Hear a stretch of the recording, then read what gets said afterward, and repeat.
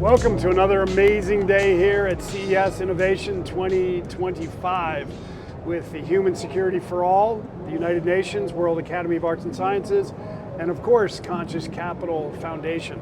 And I am here today with Patrik, straight in from Switzerland. Exactly. And we're going to have a lot of fun chatting about what the heck Switzerland is doing about innovation and how you guys work over there. So let's, actually, I want to start with you a little bit. Yes. So, what inspired you to actually do your position with Switzerland, and tell me what that is? So I'm just every day fascinated about the innovation, the capacity of our SMEs and startup, which I discover every day from new.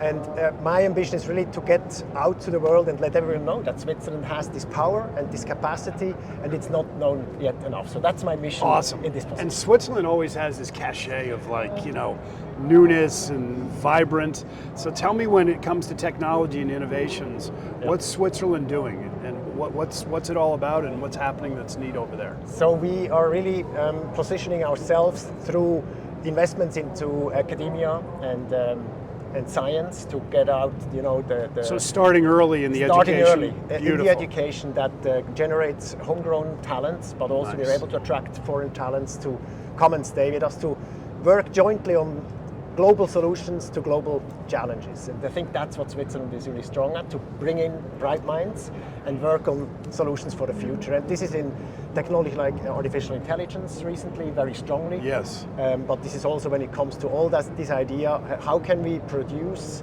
or use the space around us, so lower orbit, for production, as the transportation costs between space and Earth are becoming less and less. Yes. Why not using this efficiently and environmentally clever to produce in space? So those are ideas which inspire us, and we're working on with global players to bring out solutions for the world. Outstanding. That's so cool. Tell me, so how did you end up getting into this line of work? Tell me about Patrik a little bit. Patrik is a typical Swiss, let's say, pragmatic, open-minded, curious to find new ways of doing. And then I discovered this great organization, Switzerland Global Enterprise, which has the mission to help SMEs to go global. So Switzerland Global Enterprise. Okay. Exactly. And you help small? We help small companies to go wherever in the world they want to go. At the same time, we attract Switzerland to innovative companies around the world to find the right answer when they think, how can we innovate, how can we optimize our structure, how can we produce efficiently in a central location, and then Switzerland is the answer. So this is the company, what we do, and we work heavily with partners. We have 3,000 partners around the world. We have many stakeholders in Switzerland. We are a powerful country, and powerful through partnerships. Awesome. And this is some days challenges, but most of the days very inspiring. 3,000, that's a few to juggle, right? Exactly. So give me a couple examples of some of your innovations that you're excited about that will improve the world. Okay. So we have, of course, in the health industry, great examples where technology helps people to come back to a normal life. For example, disabled people which have some medical technology on him or her that helps, walk like they walked with before. the mobility. So which completely changed their world. So those are amazing innovations. Then, of course, day to day, every one of you using maybe Google Maps from time to time.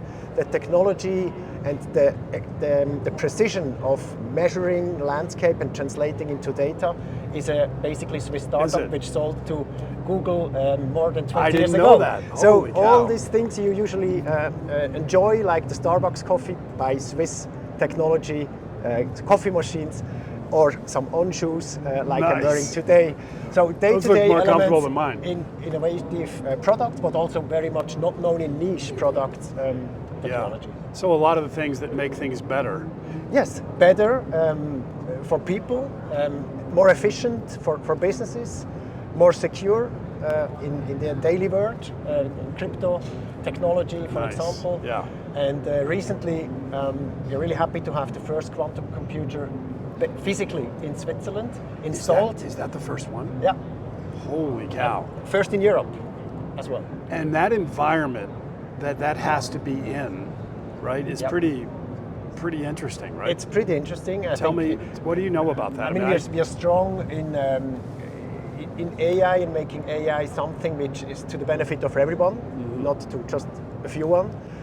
We have the fastest supercomputer invested by the government and not by private companies. And this follows this concept of sharing data and results with everyone.